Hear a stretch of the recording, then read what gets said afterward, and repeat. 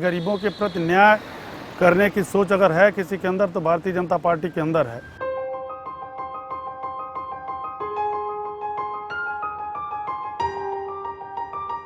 GM Singh Uttar Pradesh की सियासत का एक ऐसा नाम जो हमेशा गरीबी को आखिरी लकीर से तरक्की के उस पायदान पर लाने की कोशिश कर रहे हैं जहां से गरीबों का कल्याण हो सके। जीएम सिंह जो हमेशा मजलूमों की आवाज उठाते हैं, जो हमेशा जनता की परेशानियां दूर करने के लिए दौड़ते रहते हैं, जिनकी सरलता ने सियासत की परिभाषा को बदल दिया है। यही वजह है जीएम सिंह को सियासत जमीनी नेता के तौर पर पुकारती है। एक बुढ़िया करा रही थी दवा के बिना। मैं पूछा कि क्यों आप रो रहे हैं, तो बताई कि आंख में बहुत दर्द हो रहा है। मैं कहा क्यों, आपका दवा नहीं पा रहा? तो कही कि बच्चे जो है दवा नहीं करा रहे हैं। हम कहा कितना लगेगा? तो कही 35 रुपया। 35 रुपया बिना वो 4 दिन से करा रही थी।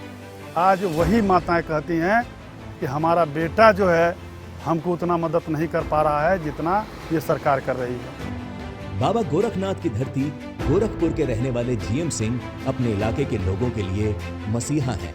गरीबों और बेसहारों की मदद करने वाले जीएम सिंह हर धर्म के साथ कंधे से कंधा मिलाकर चलते हैं। मुसलमानों के बीच में पूछिए तो उनके भी आंखों में आंसू आ जाता है कि बड़ा बड़ा परिवार, एक ही परिवार में कई लोग कई भाई रहते थे, लेकिन सबको आवास मिल गया। और लोग कहते हैं मैं सर्वे करा सकता हूँ। मुसलमान कहते हैं कि छत तो कोई दिया तो आदरणीय नरेंद्र मोदी जी दिए हैं।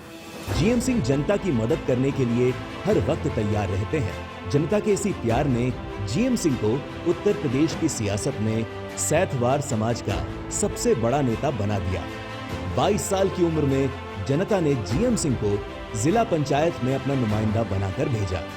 2002 में जीएम सिंह पहली बार बीएसपी के टिकट पर विधायक बने।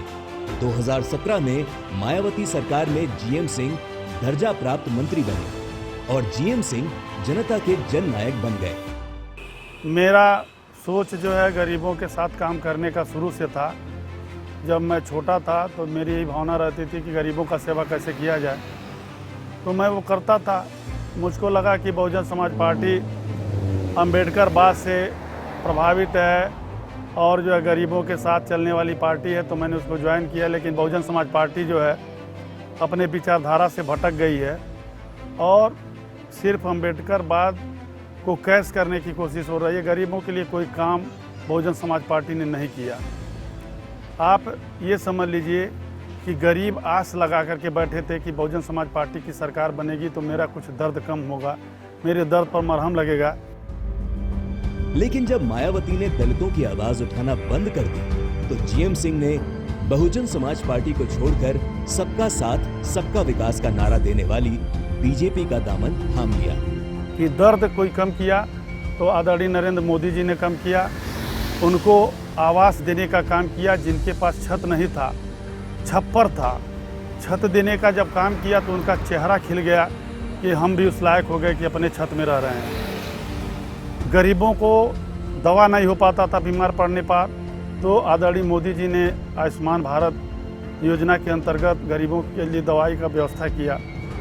फिर उसके अलावा 2-2 हज़ार रुपया गरीबों के खाते में भेज करके बहुत ही विषम परिस्थिति में वो मदद जो है समुद्र में समझ लीजिए तिनके के सहारा जरूर कहा जाएगा, लेकिन डूबने से बचाया। जीएम सिंह को पार्टी में शामिल करने के बाद बीजेपी खुद को बेहद मजबूत महसूस कर रही है, क्योंकि जीएम सिंह के साथ गरीबों का बड़ा वोट बैंक है। योगी जी जो है चरित्र के धनवान हैं, ईमानदार हैं। 1 रुपये का कोई चार्ज न वो सांसद थे तब लगा, न आज मुख्यमंत्री हैं तब कोई लगा पा रहा है। तो ये बहुत बड़ी बात है। तो इससे मैं प्रभावित होकर के भारतीय जनता पार्टी का सदस्यता लिया।